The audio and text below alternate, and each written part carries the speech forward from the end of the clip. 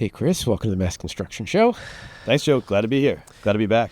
So this is a follow-up show. For folks that haven't listened, please go back. I think we worded the prior episode, our subcontractors becoming manufacturers or something along that line. That sounds right. And Central has purchased, you tell folks, so it's called Irene, right? It's a stud roller that does what? Or explain what a stud roller is for folks that might not know. Ultimately, the Irene is a stud rolling technology. It's a machine that rolls coils of steel into stud and track shapes.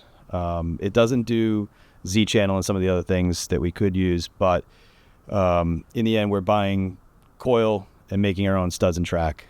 So it's essentially a roll of flat stock, runs through a machine, cut to length, bent into your typical, C-shape for a stud, and you're producing all your top track, bottom track, and stud in-house. No, I take it back. Not all. Not all. I know we're going to get to that later, yeah. But we are now rolling a significant portion of what we do. But the technology on this machine has evolved, and this conversation goes back between Joe and I for a long, long time to a machine, a similar machine that they have at Autodesk.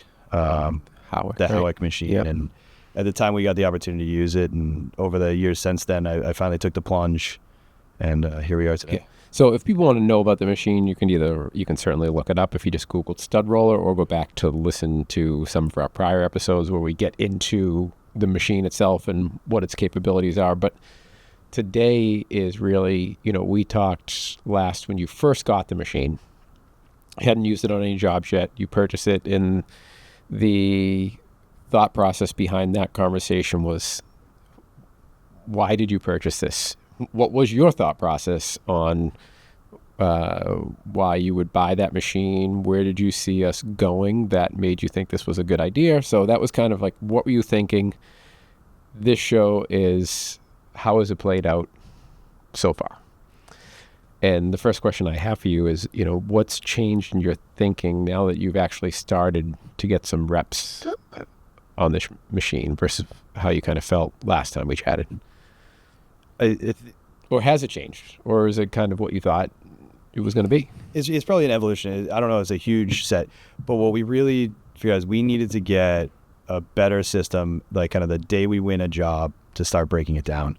I think sometimes we win projects that we're expected to be on site in a week, and other times we have a year to prepare. But what we realized, to get the most out of this investment, is we needed to start planning kind of the day we win a job. And now there's conversations at bid time about whether this is a good fit to roll and why.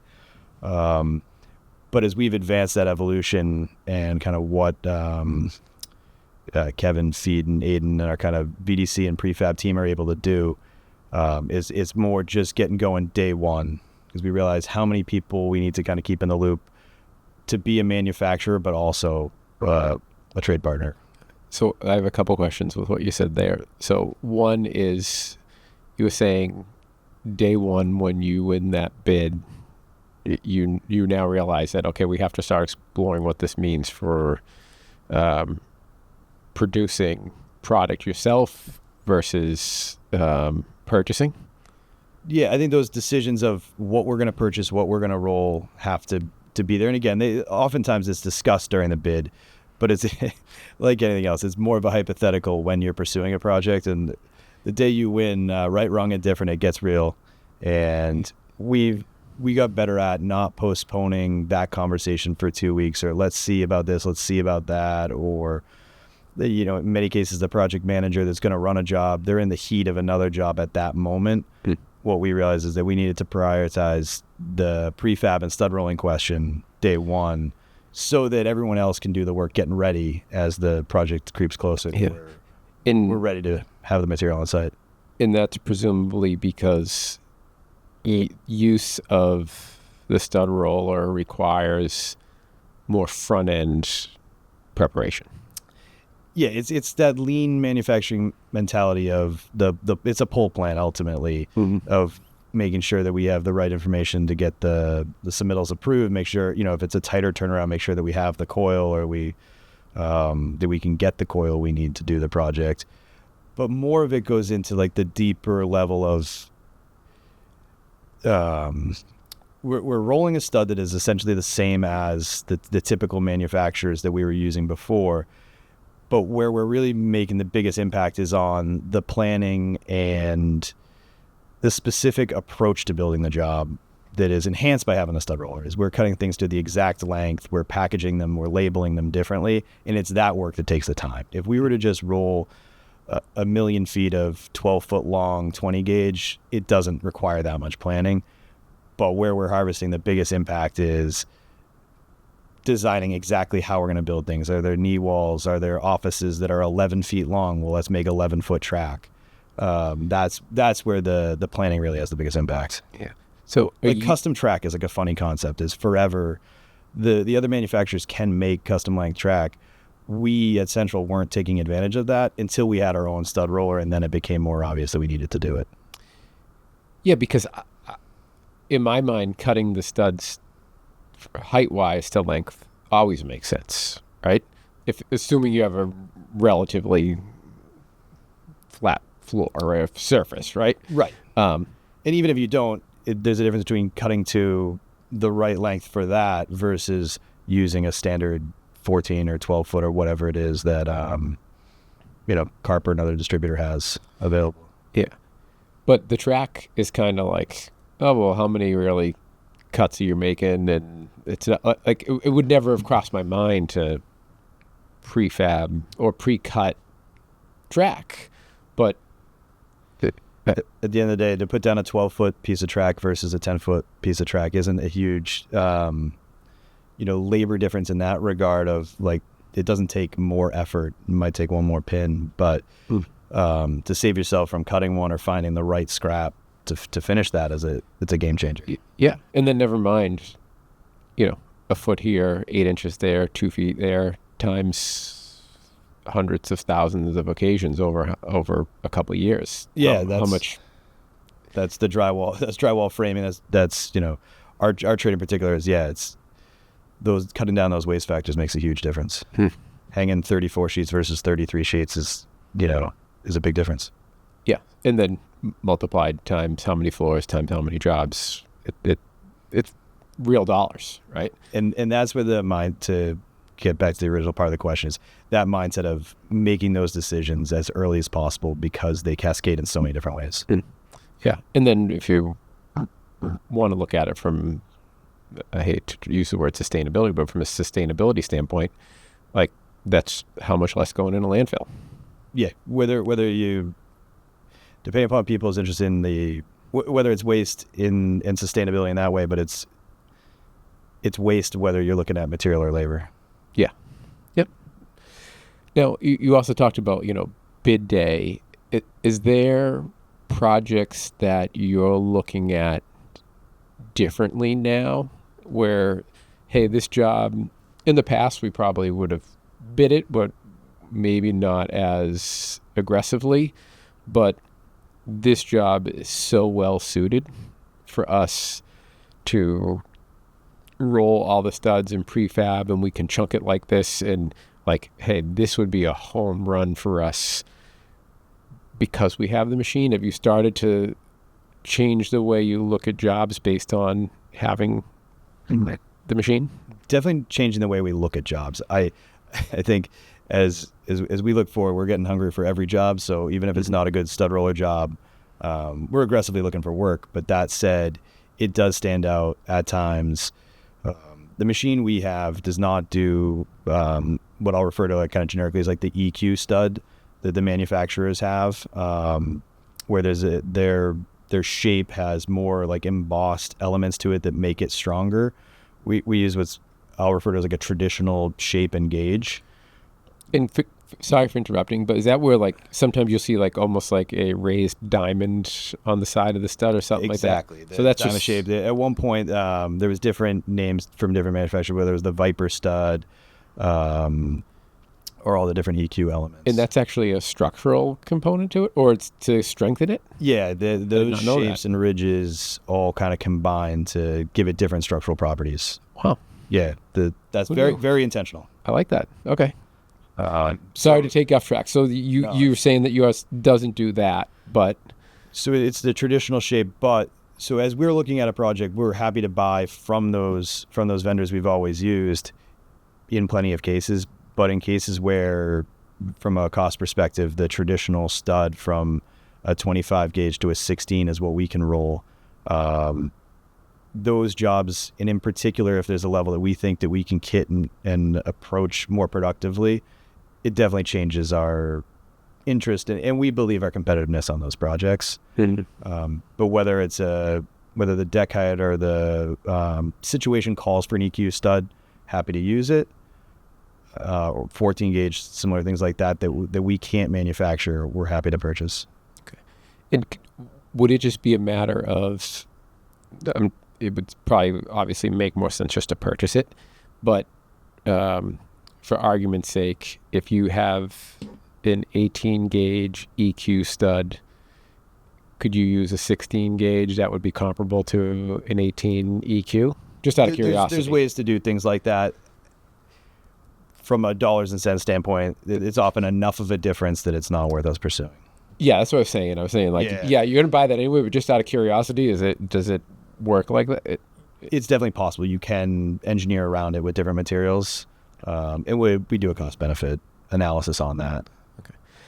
And then, as far as, if you don't mind, let me take a turn off of the stud roller. You're not alone. I'd be curious. Like, I know you said you're aggressively going after work right now. What are you seeing currently in the marketplace? I mean, I've seen a mixed bag, but I've seen more people, a much higher, I would say like 80-20 are folks that are aggressively going after work / need or want more work versus 10-20% that are kind of swimming in work at the moment. I'm in the 80% that is aggressively looking for work, and it's times like this and with this investment that it opens up kind of opportunities for us to be more aggressive, as we now believe we can move faster and more nimble and be more aggressive based on these investments, and we need to be looking for work. But you're kind of feeling like you're in that 80% that most people are. Things have slowed, and it's hasn't ground to a halt by any means, but like it's. But there's projects that we think we would have been one of 3 or 4 bidders before, and now we're hearing that you're in the low part of 7 or you're in the high part of 8 or whatever it is. That's it's time to get going. Yeah, I got interesting feedback on a social post that I did around this topic, and some of those pretty senior at like a tenant fit out company, and he was saying that he goes, jobs that would never be on the purview of the bigger companies, I'm not, he didn't say these names, but like he was saying like, we're walking a TI job for an office fit out, and like Skanska and Turner and Suffolk are showing up for it.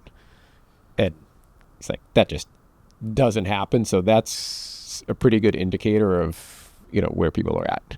And I'm not saying Suffolk or Turner or Skanska were I don't remember the companies he mentioned, but like the bigger builders, the people that are just building high rises, are now looking at TI jobs. In Turner's, I guess I know more about Turner than Suffolk or Skanska from they're a good client perspective. They've always done some great TI work, but people are looking at jobs that they wouldn't have. Yeah, you don't expect to see them on a bid block for a 5,000 square foot office reno. 5,000 square feet, that would be a surprise. Maybe it's 20, but yeah. I'm not. I'd be interested to know what job it is, but at the same time, people are, and that rolls down to ceilings, drywall, and the things that we do. Is there's more bidders at all those, and sometimes people that you wouldn't expect. So back to kind of like the bid analysis and deciding. Maybe bid analysis might not be the right word there, but deciding what you are going to roll on a job versus what you're just going to purchase from Carp or whoever. What's happening there? What makes you look at something and say that this is a good candidate this chunk. I'm just going to call it chunk. This chunk of work is a good candidate for us to roll and prefabricate versus this isn't. Like, what makes something appealing, or what makes something really kind of jump out as like, okay, this is something that we want to make sure we're rolling and not purchasing? The biggest difference to us is there a value add beyond just the piece of framing? So as we're getting used to when we develop our systems, we've found out that we can roll a lot more than we necessarily banked on in the beginning, which is great. You always want that upside when you make any kind of investment. So as we've gotten going, at first we just didn't want to overcommit and fail. That doesn't do well for any business, any investment, as we want to make sure that we had the momentum moving forward. So as we've gotten more comfortable with that, it gets easier and easier to say. But one of the initial things was we didn't want to plan on rolling so much and then struggle to execute. Mm-hmm. If you, at the end of the day, if you can't get the material to the site, that's a problem that would lead to a lot of voicemails. So that was kind of the first hurdle. Now, what we're really focused on is, can we kit? Are there a series of, whether it's like head walls that maybe we build off site, but maybe offices that we'll build on site, but have a consistent program to them that we can label the material, package it in a way that makes the carpenter more efficient, get the most benefit for them. Those are the ones that we're going to put at the top of the priority line. But as we continue to do these, get the repetition with it, it's more and more. There's less decisions that say we could roll it, but we won't, is becoming increasingly unlikely. Really? Okay. So how about, because in my mind, I kind of think that you'd want to go after kind of the more gnarly stuff and get that all pre-cut, because it's less layout, less calculations, less cuts in the field. And then I would think the quantity stuff might be like, okay, well, you know what? I'm going to buy 7'6" studs from Carp and send me 1 million of them, right? But the head walls, great point, where you've got lots of different, blocking and small studs and multiple cuts. Like, I would think that would be the stuff you're like, let's get all that stuff, parts, pieces, as you say, kitted together, and then it's kind of an erector set. Is it that, or do you have the capacity right now just to do it all and say, oh, well, we can cut 3,000 7'6" studs, and we can do all this detail work? Is it like a capacity issue, or? I think the way you described it is essentially what we're doing. Is they were prioritized, like we'll call them window kits. A job that has exterior framing with a bunch of windows, that is an obvious one for us to roll for the reasons you mentioned. Is then knowing we've got this 12-inch stud, and however the material lays out, and then when we bring it to the site labeled per window. We did a school that had a ton of different window sizes, and it was a huge benefit for us to have that approach versus having to pull the window shops out for every location. So that's definitely that. What we're discovering is we can do that and the production rolling. That's great. Yeah. Wow. Is it quick enough? Obviously it is, but I'm surprised. Like, I went out and looked at it, and it doesn't look like it's moving that fast. I don't know, and I don't want to. It doesn't look like if you. But it just haven't had the opportunity to see a production stud roller at one of the major manufacturers. They are spitting studs out. This machine does not look like it, but in the end, well planned, well executed, and it can produce enough that's impressive. If you, it's like watching grass grow. And at the end of the week, there's a lot done. Yeah. It's just consistent though, right? Because there's no breaks. It's like, yeah, it's going slow, but it just doesn't take coffee. It doesn't take like it just. Yeah, Eric the stud roller does, but the machine itself, it works. What we have to do is we essentially upload a CSV file into it saying this is what it's going to roll, and he can pick the order if something changes or something's different, but the machine ultimately reads that file and makes them. We tend to optimize it to stay on the same gauge, the same width, we're not having it switch between 6-inch and 3 5/8 and have to change the coil. But it can change the length. It can do a lot of different things as the runs happen. And another question, this is just more like about what the machine's capability is, just out of my own curiosity. Can it like miter an end? Like, let's say you had a sloped wall and you needed a 45-degree cut on the stud, or is it just Not yet. 90s? We haven't thought of that one yet, but no. And we're able to do a lot of things like that at the shop. So the roller itself doesn't do it, but we'll do it at our prefab facility. Yep.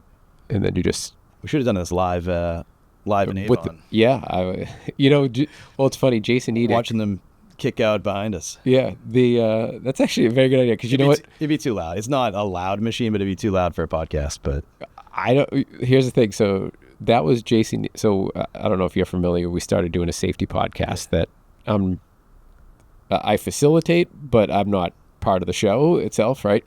And Jason Edick's thing was, he wanted to do it on site. So I recorded with him on site. He recorded with Jeremy Long from Prime Steel on site. And it was pretty noisy in the background. But there was only one at the very end, like the last 2 to 3 minutes. I'm like, I can't listen to this, because it was too loud and it took away from it. But other than that, they were just with an iPhone and some lavalier mics. it's funny now because I'm 98% sure I listened to it, and I don't know whether the job site noise in the background just has become a part of my life that it didn't stand out. Yeah. But I mean, I maybe found to your point is maybe it just didn't stand out until the very end. Yeah. I mean, I found it almost additive. Like, it just made it feel more real. Right? Absolutely. But yeah, because the reason I asked that is where my head was going was, like, if you have curves, and I'm like, well, they can't do curves because you'd have to like do like relief cuts in it, right? Is that usually how you do? You can do track in a number of different ways. We'll often buy curve track from a radius track as a brand name, but Yep. And is that bent track, or is that just have a relief cut so you can bend it yourself? there's a couple of different products. One, it has like kinks in it where they it's essentially a relief cut, but it's not a chop. It's like a bend. It's a bend. There also are products called like FlexiTrack that has like a metal band in it that allows it's segmented to allow it. Oh, so like a mesh or something that's flexible that can bend. It's all steel. There's little steel segments that are held together with like a steel band. And that can just whatever shape you want. Yeah. Yeah, because I was thinking when it comes to complicated, let's say you have like a sloped wall and you're going to have to, each 16 inches, you have to make the stud, a quarter inch shorter or something, and it needs to be on a 30-degree angle or something like that. That would be nice to not have to.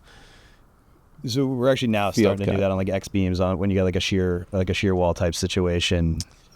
We're doing that. Before we kind of provide senses of the stud length, and the guys would have to make the adjustments necessary. But we're now getting to the point where we're going to design that in. Nice. And you think the machine would be capable of cutting it to length, and then you do the 45 or the 30 or degree angle on it, or? Yeah, depending upon what's required. Okay. Huh. But in many cases, you don't need that. That's going to be concealed by the track itself. If you use a long leg track, you don't need the stud to be. That's a good point. Yeah. You might need a little, like cut the corner off or something like that, but I see what you're saying. If you got a long, it just slides over it. Yeah. But if you're doing it like a shear wall, how do you even do the shear wall? If you have like a diagonal brace in the wall for shear, how do you...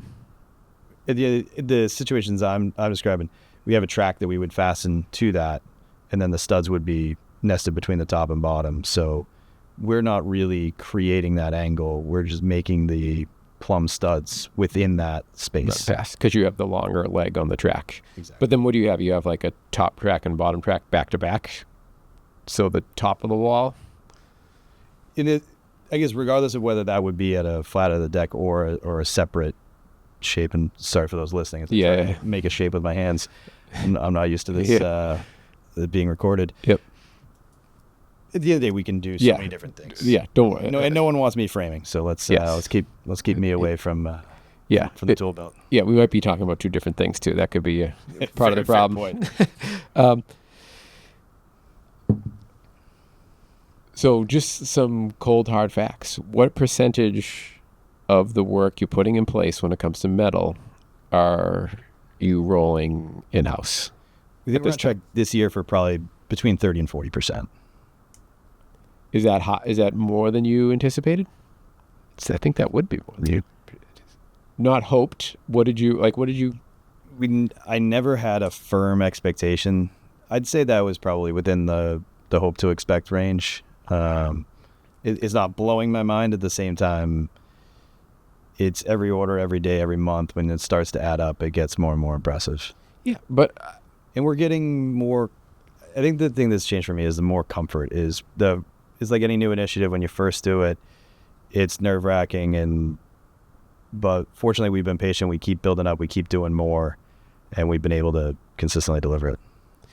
And are you using it on every single project now to some capacity? Probably half. Okay, that's reasonable.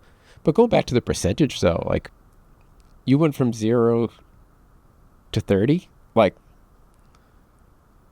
it's real. That's a lot. Like I know you're saying it didn't blow your doors off, but like if you think about it from where you started, right? Like, and I think in particular that it is where we've focused is, Joe, as you were describing at the beginning, some of the more elaborate applications. I think the number could be higher if we were only focused on purely production maximizing numbers. that machine. Right. But where the number is impressive to me is it's the ones that involve a lot of thought, a lot of unique lengths, or whatever it is that I've always said that's where Central tends to win more work, is some of these more challenging environments. I would love straightforward jobs, but oftentimes the ones that we walk away with on bid day are complicated, so it fits us nicely. Yeah, I mean, some people, that's their business model, and I would say that is for us. It's not a kind of stated focus, but we've always, I think I said it at one point in the podcast, at this point it's no longer like physically rolling out plans, but when you see people click through, start to smile, start to get excited, and call somebody else into their office to take a look at a job, those are the kind of things that we do well with. Yeah, and it's probably a matter of also how many people run away from those jobs. And hopefully they keep doing it. Yeah, So it's interesting how you say like what you're going for, right? So you're like, the goal here at this point is not total maximum production, right? Like if your goal was to be like, we want to use this machine as much as possible, that might be it next year or in 3 years from now. You would look at it one way and you'd be like, listen, we're not going to buy 7'6" from Carp. We're going to, every single one of those we're going to do. That's what we're going to focus on volume. But right now you're saying we're focused on maximizing conditions or for maximum benefit, not maximum production. Yes. Yeah. That's a great, I should write that down and use that. At the end of the day, our focus on prefab, stud rolling, all of it is to bring more value to the job site. And we believe that's where we separate ourselves, is making the client's role easier. Is they don't need to help us figure out how to frame something. They trust us to build it. And that's what we do. And that's where we're focused is. Where other people may struggle, we're able to treat it more like it becomes a normal condition for us because of the way we prepare. And I have a fear that your answer is going to be, we don't think about it this way, but let's pretend you do for a minute. Where would you like to be from a percentage standpoint of, on what percentage of jobs do you want to be using this on?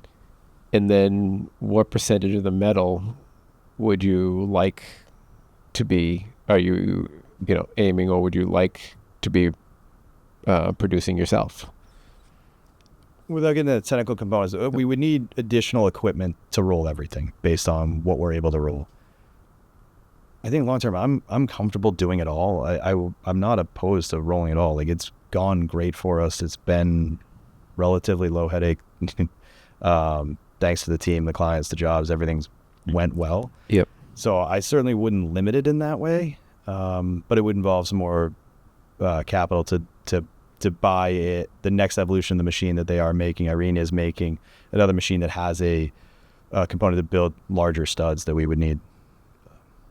Okay, so it's those edge cases where you have super heavy gauge or Like bigger widths of material, things like that. yep, or the EQ.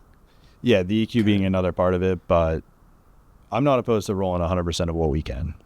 Yeah, And I think ultimately we're on that path. We're just not. that's what I'm getting at. Like, I know that might not be like a set goal. You're like, hey, here's our goal, right? But is that where you? I mean, is that where you're going? And I wonder, is that where the industry is going? I think taking the stud roller specific piece out of it, that is where the industry seems to be going. Is at the end of the day, the more people can be prepared to have the right material ready. I remember you did a show with Eric Lottie talking about one of his clients that has warehousing space that they're pre-buying material that they may not even have designed for. Yeah. At the end of the day, that level of preparedness is what's being demanded of us to hit these schedules. When I look back to when I started my career now, to realize what gets built at so fast, so customized with so many materials. You look at the ceiling aspect of the business from when I started. That I work with plenty of people that were at Central before me, but now every project there's way more boutique products on every project That they still want the same speed on. Right. It would be more aggressive speed. Things aren't built like 20 years ago. Things And Amazonification of the world. I need that wall tomorrow. Ship it to me. Some days sitting in this business, it doesn't feel that way. And I think we take a lot of different people on the show have talked about the production numbers in the productivity numbers of the construction industry versus others. It may not show well, but it's there. What I don't think we get enough credit for is the type of projects that are built now and how unique they are is way ahead of where we were. I see what you're saying. So you might look at it on paper and say, productivity-wise, we're no better than we were in 1964, but we're like, yes, but we were building more basic structures then, and now we're building more complicated things. And so, yes, it's natural that it takes longer. 20, 30 years ago, every office was the same dimension. Now you walk in, there's huddle rooms, and there's offices, and there's this, and there's that, and there's more like boxes for TVs and monitors. There's more water bottle filling stations in the corridor. There's just way more that goes in every project. I mean, one that you and I happened to both work on way back when in my Bovis days, Merck, right?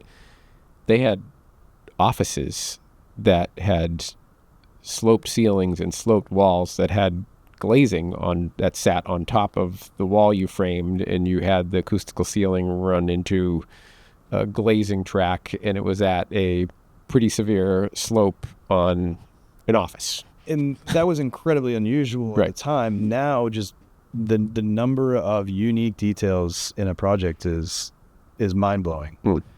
For a regular office fit out. Yeah, these were offices. These weren't like... I think if we printed out the plans instead of using the iPad, we'd be shocked at how thick they'd be comparatively to where they were 10 years ago. Yes. We don't need to start printing them, but there's more. The page count is up. Yeah, the page count is up and the detail's down. I think I would say the detail is up. I think that I think there is more detail expected in the project, whether everything's drawn or not is a kind of a different story. But let me rephrase. So yes, detail in the sense that I want this to be sloped and I want a reveal here and all that kind of stuff. Yes, but then there's like no dimensions on it and there's no depth to like there's plenty of fair complaints about where the drawing is compared to what should be there, depending on your opinion. And I think in cases where we're trusted to make the best call, that's the best situation possible. Obviously, when that doesn't match with somebody else's expectations, it becomes a big problem. But oftentimes if some of that information is not there, as long as we have the right direction, it's the best case scenario is. Yeah, it's let it be design build, right? Yeah. When you look, so how many months have you been running this machine? 15. Okay. And then how many do you feel like, what was the warm up? Was there like a couple of months where you were picking and poking and you wouldn't really say it was more you were learning the machine than, or were you pretty quick out of the gate where you were pumping out stuff for jobs? It took a little bit to get going, and it's the timing's hilarious. And that Kevin Estano is the VDC and Prefab director at Central. We joked that he had two babies. The stud roller and his daughter Caroline arrived kind of within weeks of each other. That definitely took a little bit of momentum to. We did what we could without him, but it definitely picked up speed when he got back, and he's actually currently out on another paternity leave. And looking forward to his return next week or so. Nice. So I think that slowed us down in the beginning. At the same time, we were conservative in that we didn't want to commit to rolling a bunch, having a failure, and it costing the operational part of the businesses. We wanted to build success on success. So yeah, I would say it took us probably 3 or 4 months to get going. So figure 12 months of production you've had at least. Yeah, but it's month over month. We continue to have not perfectly linear, but consistently more output as we dial in the approach from the bid day to execution on site.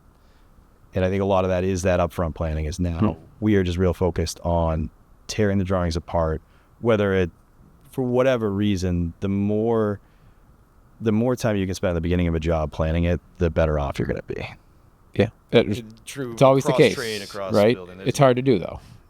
And that's where we've seen the biggest gains, is having this technology forces us to do that. Backing up here, when you, how much of, when you talk about you were when you were just a minute ago saying you were kind of selective because you wanted to be successful, was that also because of the end user?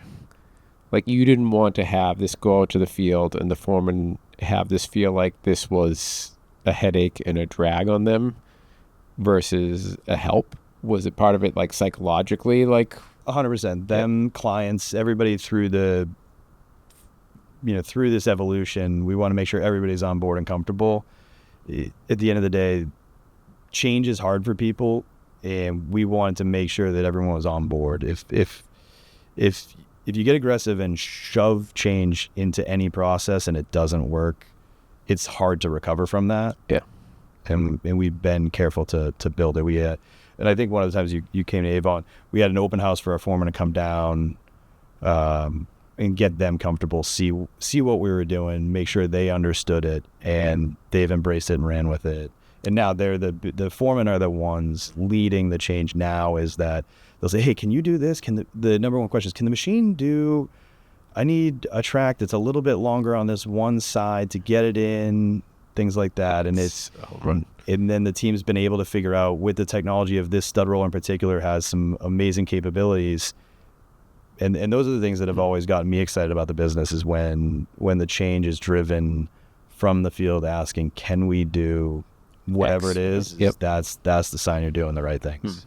Yeah, it's funny. Gaston saw the same thing when we're talking to them. They were doing prefab, and it was, the prefab shop in the beginning, I don't want to say pushing the field, but like driving this, right? And then what started to happen was the field was then pushing the shop and saying like, hey, we'll just prefab this in the shop. Don't send me this pipe to bend like this. Like, and that seems like that's the natural evolution of things. I think that's when you realize, okay, we've got it, right? That's the way it should be. And that's as a person that never wore a tool belt, at the end of the day, we are a construction company. What they are able to do on site determines our success. The office is there to support the field. Yep. If anybody's confused about that, they shouldn't be. We might get a line item for submittals on a scheduled values, but it's 0.25% of the what we're actually delivering. You get paid for what goes in that building. 100%. Right. And it was... And who puts that in the building? Right. Carpenters do. Yeah. For us. Yeah. Yep. No knocking other trades. I just know this end of the game a lot better. Yes. Yep. But I think it's interesting because if you look at it just like in your mind, like diagrammatically, if it's the prefab shop or the machine pushing the field, that's linear, right? Where it's like the arrow's going in one direction. But if the field's looping, now you have like a circular thing. And that's where I think it's, okay, we've got it. If it's just a one directional thing, I don't think you've had success yet. But the success comes where, okay, yes, the machine is pushing the field to change, and the field is in turn pushing the prefab shop to improve and think even more. And then you've just got like this great little feedback loop. And I don't know if it's Jim Collins or whoever it is with those loops and the flywheels, but when I know there's one of the authors that has a good analogy about it, but once you got to initiate some of the change, and in this case it was kind of office led in the beginning, but once that goes, and then once you get that conversation going as a company, it's amazing where it can go. And I think I actually got the results of a internal survey we did back yesterday, and it was perfect in time for this, but the number one thing over the last 3 years in terms of this kind of like standard list of questions, the number one question that showed the greatest improvement, I should say, was our foremen are involved in early and deep pre-planning. They're well prepared before they start the project. We saw a 20% increase in our score.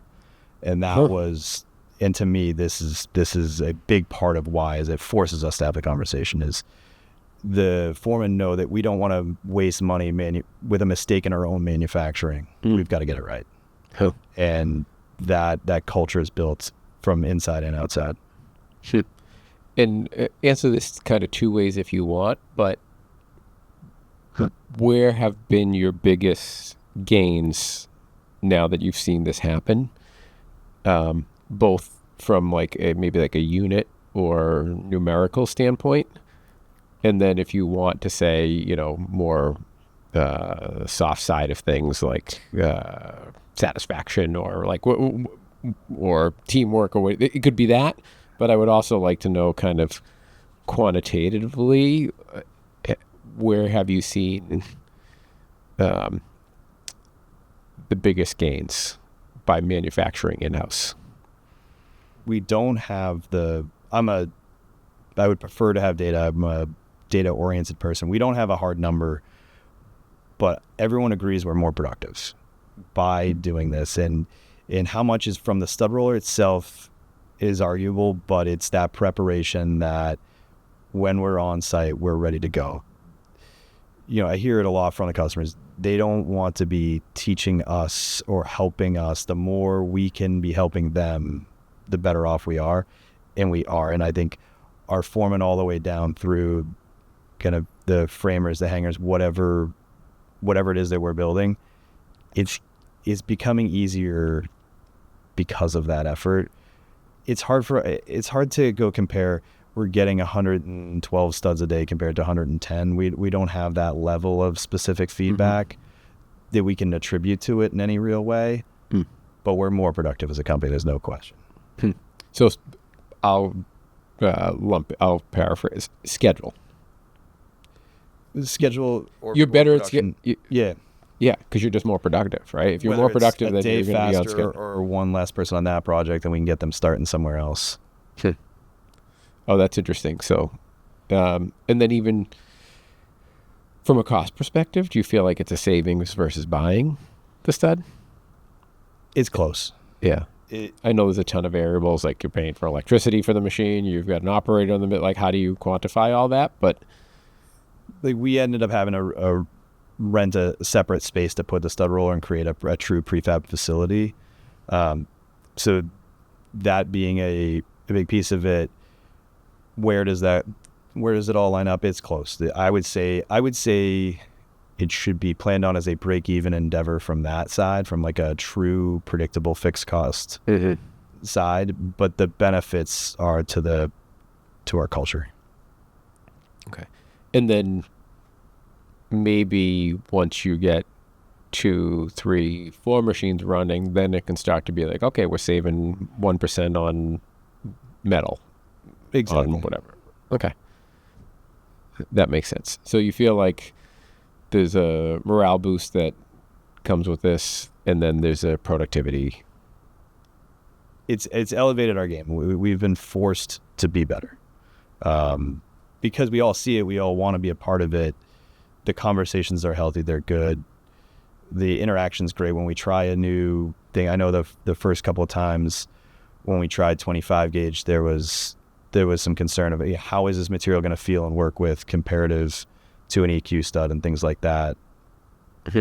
But having those conversations have been huge for us. Okay.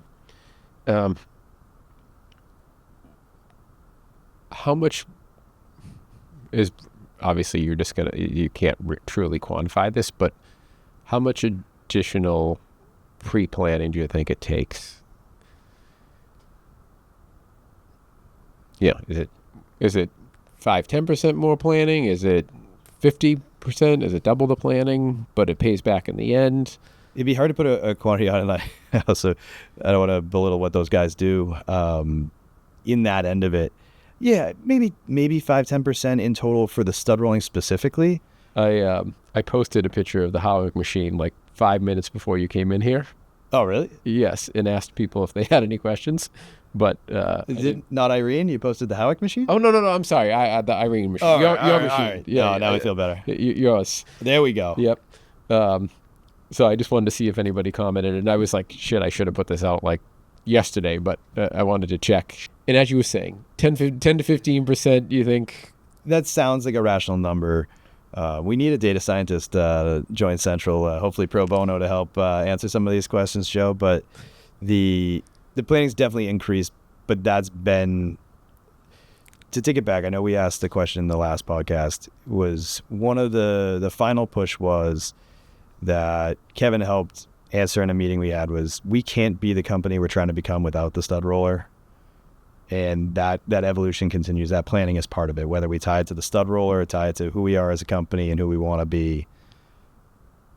But plan and evolve are two of the company values, and that's what it gets into. Yep. No, I like it. Yeah, and I like, I'm asking you these questions, and I'm asking you to take a guess, but obviously I'm asking unrealistic things. You're like, short of having someone counting and quantifying every minute, and hour, and ounce of material, like you can't really know that.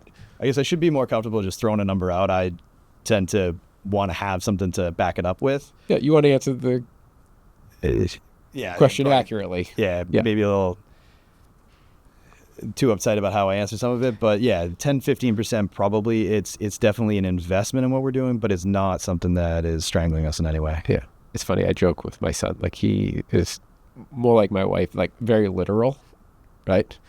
And so like I'll ask stuff and like I just like joke, I call him literal Larry. I'm just like, dude, I'm just asking a question. Yeah, I'm just asking the question. I'm like, you can just cut, but I'm like, that's the question I asked and I'm getting the answer for that, Yeah. But would you say overall that has this thing substantially changed the way Central works? I'd say yes. The conversations are different. We're now putting stud counts on our own shop drawings over the last couple of jobs. What does that? Forgive me. What does that mean? So we've done this on a handful of projects now, where before I'd walk a project and there would be piles of framing throughout, and plenty of my clients would agree that there was way too much material just generically sitting on a floor. And there was times that we were spending too much time bringing a couple of bundles of studs up or down from a given floor because they weren't where they needed to be. They were wherever we put them that day. Maybe we were told to put them that day. Maybe we chose that spot. Now, as part of our becoming standard practice, we have a breakdown. And some of our competitors have been better at this for years. We're finally catching up. That we know in this block of offices, it's going to take 214 studs. Now, hopefully we're putting 220 there. It's easier to move the 6 at the end than to go find 6 somewhere else. But you're not guessing like, oh yeah, throw 20 bundles up there. That looks like about how and I'm not saying that's what you were doing before, but in the same spirit of like wanting to be too accurate, I think in this case it's the right level of we're putting our best guess there. whether we're perfectly accurate or not isn't the point, but by giving the team on site an answer, it allows us to load it appropriately.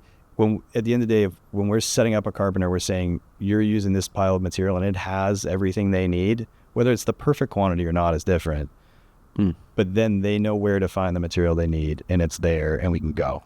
I mean, that gives so much insight to be able to pick up a set of drawings and at least have within 1 or 2 studs how many studs you need there, right? Versus probably the old way was how many linear feet and divided by 16 and like round up for terminations and doors.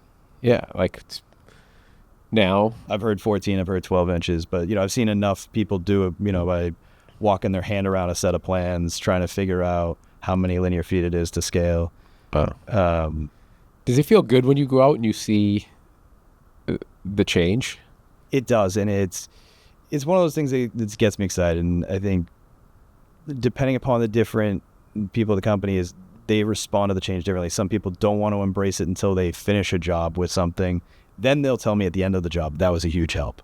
They don't want to say it day one because they're looking at it. They don't know whether to trust the information. Now, I mean, we now have a pretty extensive internal shop drawing process. The first thing that we really got good at was like blocking drawings, where we're giving the team in the field color-coded things for what blocking other trades need at what height, in what locations. And it's just continuous snowball. Now we have layout drawings, wall type drawings, control joint drawings. And at the end of the day, we're just trying to make it easier to get the job done on site. I like that. All right, I'm going to give you a speed one. We talked, we got a nervous look in Chris's face for people that are listening. In 2001, speed was my thing, but it's I'm a little slower than I used to be. All right, 400 meter? Or?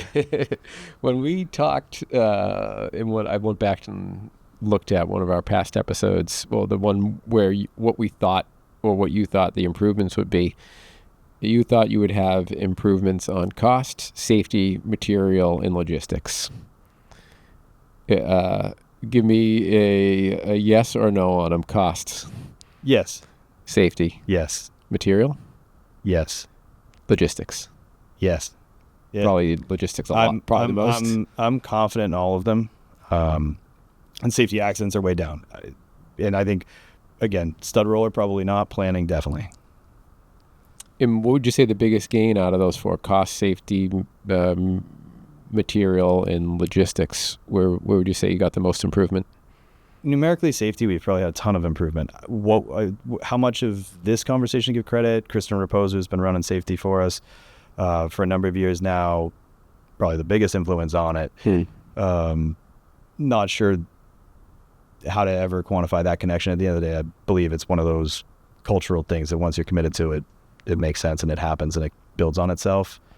In terms of the true cost is the one I'm probably least confident in truly measuring. Every job is so unique. Every bid has its own elements to it. So it was cost, safety, material meaning like a less waste and like just being more efficient with the material, and then logistics. Yeah, I would say safety is definitely the number that's come the furthest from like a quantifiable standpoint. Yep. And then logistics, hard to quantify, but I bet you the logistics is what improves the safety, right?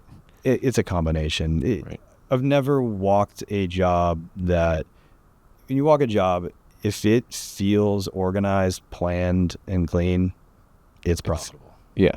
Yeah. Oh, 1,000%. And I kind of think about it like when your logistics improve, right? Less material lying around, it's stacked neatly, you're not throwing extra bundles, and now you're rehandling material. So rehandling is causing accidents, trips and falls because you're climbing over stuff, you're cutting more chances for that. Like, yeah, you improve like that logistics and efficiency, you can't not improve safety, right? Yeah, I know like generals talk logistics is one of the from like a military perspective, is if you're operating a good operation, you're better. It doesn't matter what business you're in. Yep. Awesome. Well, this is great. Now, I long for the day when we are going to have a conversation where I'll get to take a walk out to Central and you will produce everything in a shop that you stand up on site. I think that's where inevitably this is going. And I think just listening to you today, like, there is so much upside that's happened already after 15 months and 12 of real time. And then just walking the Faulkner Hospital with you that time, like, yeah, head walls there. We didn't have anything to do with the pods, but pods were on site. The world's getting there.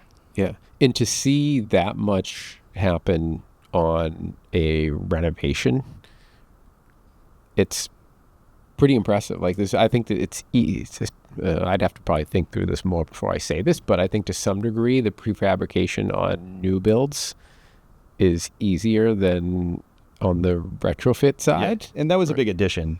But yeah, I would definitely say we would agree with that. Is new builds are cleaner and easier to prefab on. There's more predictable conditions on site, but you can definitely do it. Yeah. Awesome. All right. Thanks for coming out as usual. Thank you, Joe. All right.